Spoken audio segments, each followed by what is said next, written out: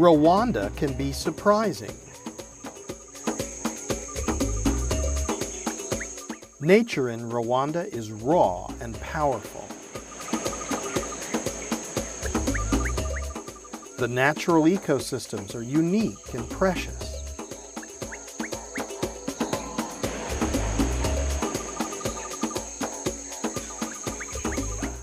And they contain some of the rarest of animals. But one species has degraded the landscape by unsustainable farming and by the most extreme forms of conflict and turmoil. Could this story of light and shadow yet have a miraculous end? Rwanda is one of the poorest and most densely populated countries in the world, and its recent history is overshadowed by one of the most tragic events in human history. At 27,000 square kilometers, Rwanda may be a tiny country, but its ecosystems are fascinating and important. I've come to Rwanda to see what its environmental future may be. Within Nyungwe National Park, strictly protected by the government, is an amazing primary forest. Nsinge is part of a team who help conserve these hills and valleys, a functional ecosystem with some of the most astonishing biodiversity in the heart of Africa. As you can see, it's really fabulous in terms of you can see the different habitat from the canopy and mountain. It's a wonderful attraction for tourists. One, for the beauty by looking at the physical features, mountains, and then the valley, the swamp. But also the swamp area contains the home for different species.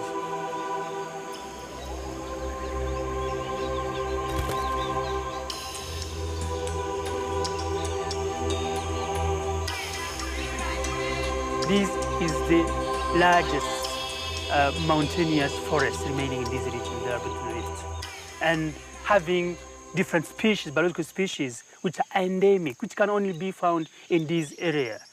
And for instance, looking about primates, it's in this area where you can have these chimpanzees in huge number. The chimpanzees and other primates are living icons of the highland forest. Famed primatologist Diane Fossey lived and died in the Rwandan rainforest, studying one of the rarest of species, the mountain gorilla.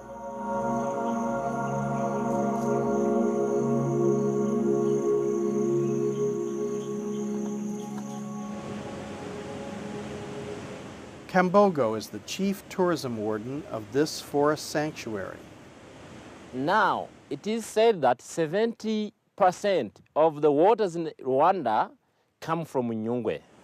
The rivers flowing in the east feed the river Nile. Then the rivers flowing in the west feed the river Congo.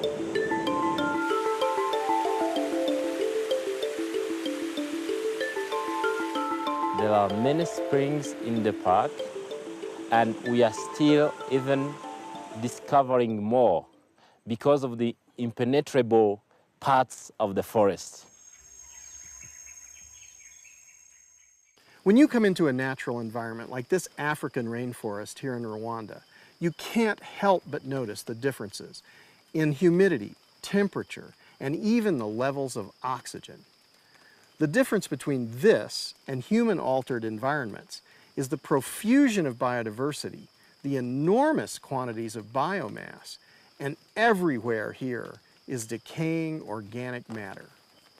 The biodiversity, the water, and the soil fertility, which come from the Rwandan forest, don't just nourish the wildlife.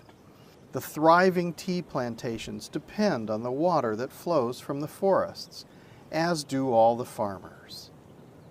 The Rwandan hills and mountains are what is known as a highland water tower.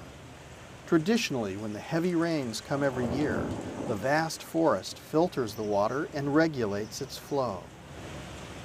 The water here is not only used by Rwandese. It goes throughout Africa. It goes up to Egypt, This going in Congo River.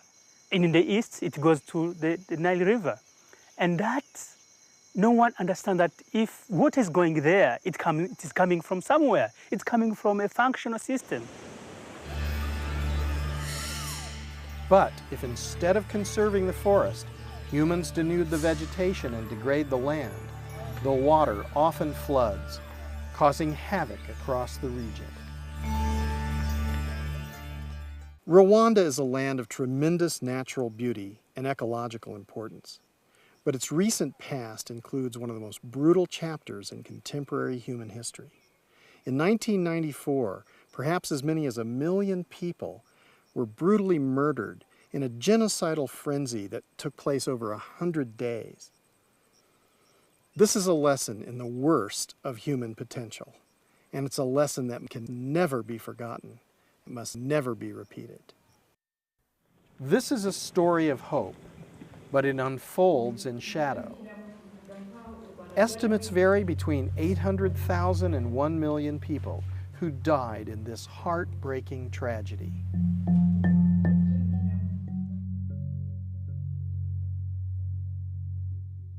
The pictures here are being brought here by the families of the victims.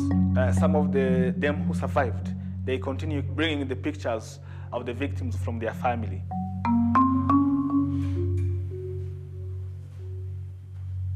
The people who are buried here, many of them are from the Kigali city. They were exhumed to be buried in human dignity. The total number is more than 260,000 genocide victims that are buried in these graves. So we can now go and pay respect to one of the mass graves on our way down here.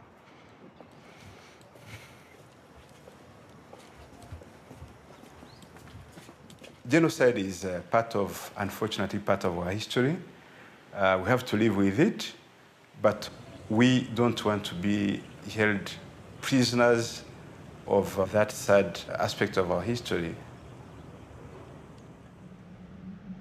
Genocide not only ravaged the human psyche, but scarred the land itself. In the turmoil that followed the genocide, millions of displaced people physically destroyed vast swathes of Rwanda's unprotected forests.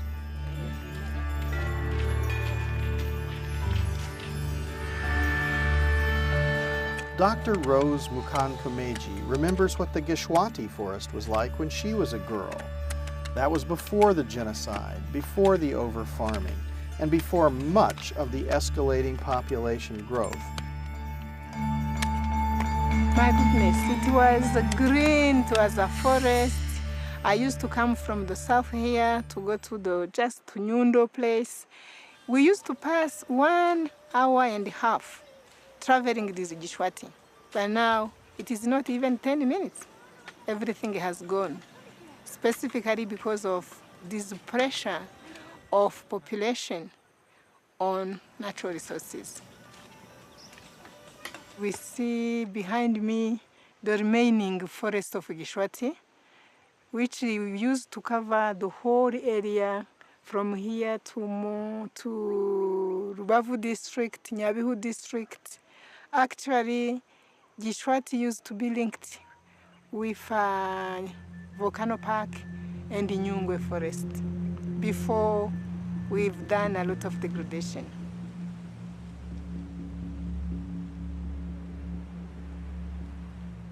Before genocide, this forest was here, but it has been invaded as a consequence of the genocide. So genocide has taken our lives, our loved people, friends, relatives, but also it has affected the environment. So people, they came, they go, they went where they could find. So now, the degradation of environment has been huge because of the conflict passed through.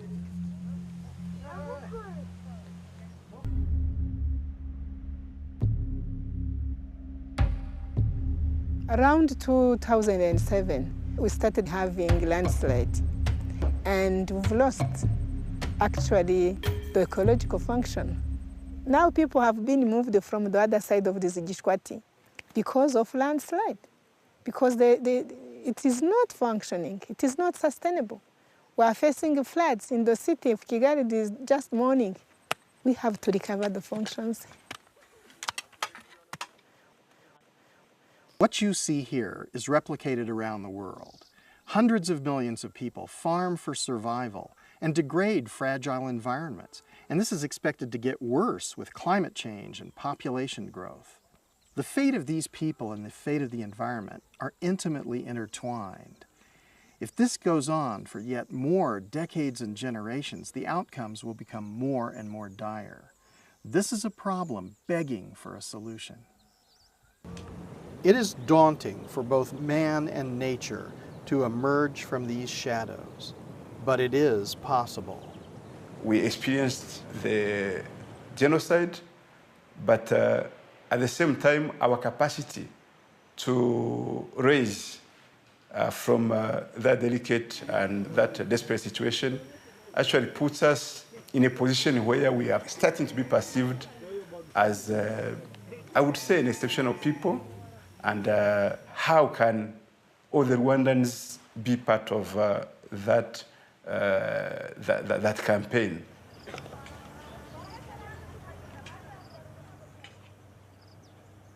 The Rwandan government and people have embarked on a huge experiment, seeking to rapidly alter centuries of degradation that has impoverished the land and forced individuals and communities to compete for scarce resources.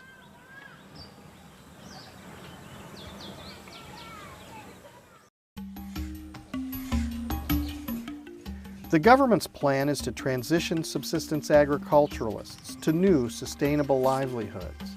And the first step on this path is the creation of new villages called Umudugudu in Kinyarwanda.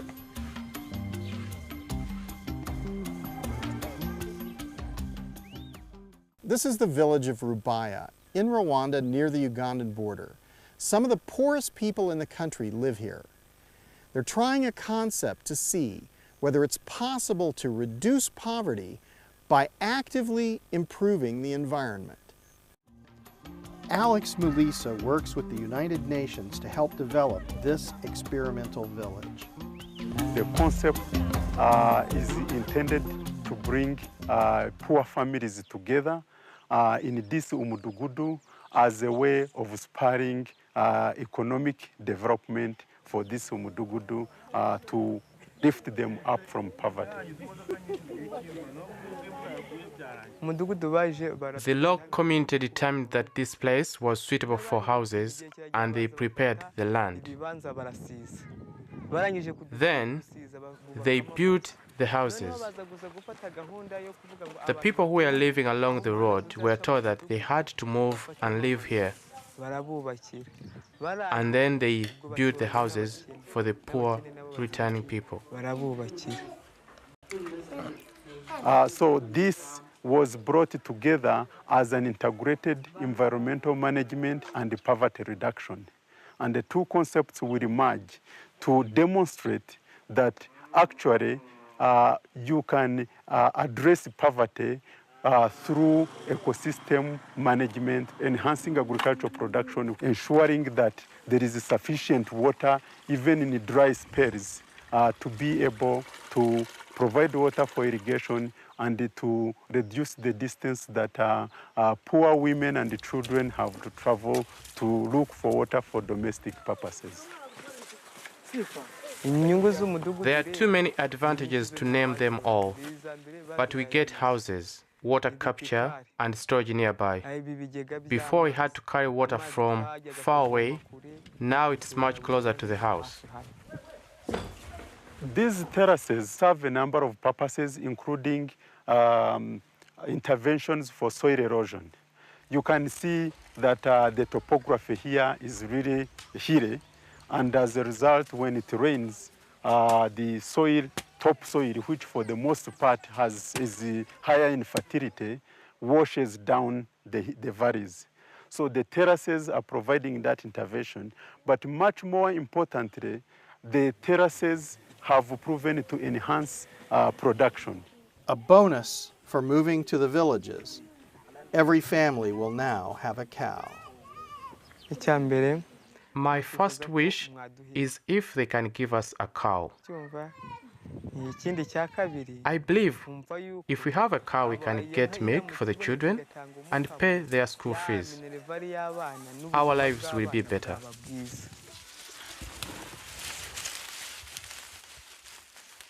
The Poverty Environment Initiative, as it is called, is a step forward toward linking ecological function and human well-being. But will it work? To try and find out, Alex traveled to neighboring Kenya to meet Dr. Rene Haller, a pioneer in restoring damaged ecosystems. Dr. Haller's own experiment began in a cement factory quarry. Hard to find a landscape more ravaged, not even any soil. His challenge to restore the ecosystem, to bring the quarry back to the garden. The basic thing was I saw that I have a jigsaw puzzle, but most of the pieces were missing. And so I was setting out for my vision, which I had, a total ecosystem to be built. So I needed all these bits and pieces, which I learned slowly. What I did was actually just giving nature a helping hand. His work was inspired by an unlikely creature, the red-legged millipede, which eats the fallen needles of the casuarina pine, creating humus and fertile soil in the once barren rock quarry. So then we introduced them into the quarry, but after a very short time we had actually had then that they established themselves very well. And now in the best parts, where the soil is not washed off, we had up to 10 centimeters of humus. Dr. Haller's work has shown that by restoring vegetation cover and biodiversity, it is possible to retain the vital water needed in the ground.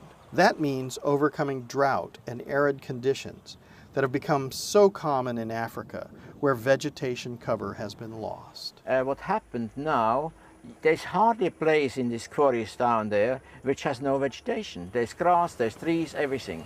Before, you know, it was 2.5 square kilometers of desert.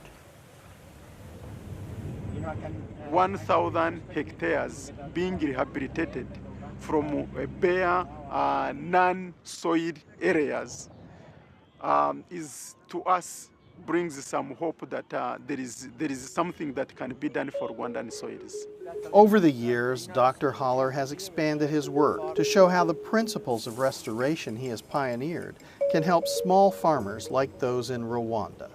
So we all go for things which farmers can do themselves. You know? Right. We started with a little biogas system on the other side, that's experimental, with the drums, which are very simple. And then we had the next one, was then the biogas system which we have tubes, because we found not everybody has got cows or manures, you know, but they have got vegetation, which they can use then.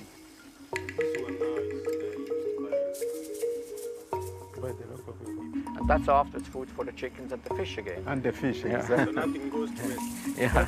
That's recycling at its best. Each kid in our outstations have got a tire. That's their shamba. Right. That's our fish nursery. There's actually the big fish, and then the small fish they come in here, because the water from the well has to go through the fish tanks first. And then what is very interesting, because the fish fecal matter is the best fertilizer you can get. The most important thing is to, as fast as possible, get vegetation to grow. And that can be again done in very adverse areas.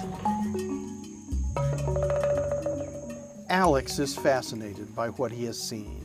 I've been involved in this program from an environmental management standpoint, but never before has it come out so clearly to me that actually a large-scale ecosystem rehabilitation on a national scope is possible. At the Haller Park, I have seen ecosystem rehabilitation take place actually from initial conditions that are much worse than what we would be dealing with in Rwanda. Back in Rwanda, the lesson that it is possible to restore degraded lands is great news. But Rwanda faces special challenges because here there are so many people living from the land. The government has had some tough choices to make.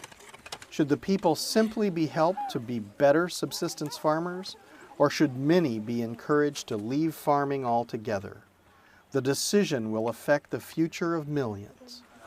We want to get quite a sizable number of them out of agriculture, and this is one of the solutions that we are contemplating to ensure that our environment indeed can sustain all the economic activities that have been identified as the drivers of the national economy. The decision to try and reduce the numbers of people in subsistence agriculture is dramatic and controversial. Now we have managed to put them in this small village. We need to improve it. And maybe next time if you came, they have water, they have electricity. So maybe we can lead. But right now, we still have to work very, very hard. In order to reverse degradation, to restore fertility, and to naturally regulate the water, the weather, and the climate, it is necessary to revegetate the country and continuously accumulate organic matter. In this task, nature can help, because generating large amounts of vegetation in the tropical highlands of Rwanda is what nature wants to do as well.